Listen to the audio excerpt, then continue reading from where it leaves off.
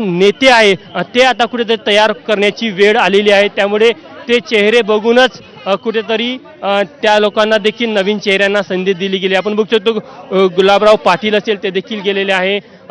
नारायण राणे सहकुटुंब आतमध्ये त्यांनी प्रवेश केला। थोड्या आधी पंकजा मुंडे गेल्या होत्या, त्यानंतर मुख्यमंत्री देवेंद्र फडणवीस देखील आतमध्ये गेलेले आहेत। एक वेगळा उत्साह आपल्याला इथे पाहायला मिळत आहे।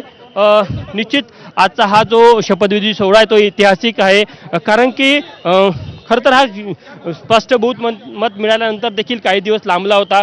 मात्र ज्या नवीन चेहऱ्यांना संधी द्यायची होती ते निवडताना प्रादेशिक समतोल कसा राखला जाईल, त्या जिल्ह्याला त्या विभागाला कशाप्रकारे न्याय दिला जाईल याचा पूर्ण विचार केला गेला आणि त्यानंतर त्या चेहऱ्याची निवड केली गेली आहे। ज्या मंत्र्यांची मागचा कार्यकाळ आणि या क्षणाची मोठी बातमी येते आहे, शिवसेनेच्या मंत्र्यांना सुद्धा केवळ 2.5 वर्षांसाठी मंत्रिपद दिलं जाणार आहे आणि या सगळ्या प्रक्रियेमध्ये 2.5 वर्षांनंतर त्यांना मंत्रिपद सोडावं लागणार आहे आणि त्याच्या प्रकारची शपथपत्र देखील त्यांच्याकडून घेऊन मग त्यांना मंत्रिपदाची संधी दिली जाते। मंत्र्यांच्या सह्या घेतल्या जात आहेत शपथपत्रावर आणि 2.5 वर्षांनंतर ही मंत्रिपद रिक्त करावं लागेल। प्रत्येकाला 2.5 वर्षांसाठी संधी मिळेल आणि त्यानंतर खांदेपालट होईल असा फॉर्म्युला उपमुख्यमंत्री अजित पवार यांनी काही तासांपूर्वीच जाहीर केलेला होता। त्याचप्रमाणे आता शिवसेनेत देखील हाच फॉर्म्युला समोर येतोय। अधिक माहिती घेऊया, आमचे प्रतिनिधी अक्षय भाटकर सध्या आपल्या सोबत आहेत।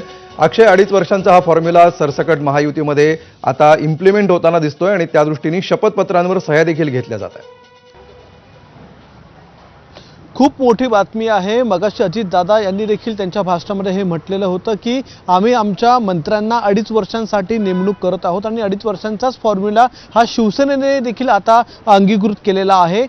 मगाशी जी बैठक झाली उपमुख्यमंत्री एकनाथ शिंदे आणि त्यांच्या मंत्र्यांची, त्या बैठकीमध्ये एकनाथ शिंदे यांनी या सगळ्या मंत्र्यांना ही पूर्वकल्पना दिलेली आहे की तुम्हाला केवळ 2.5 वर्षच या पदावर राहता येणार आहे, कारण की खूप मोठ्या प्रमाणामध्ये नाराजी होऊ शकते। जसं की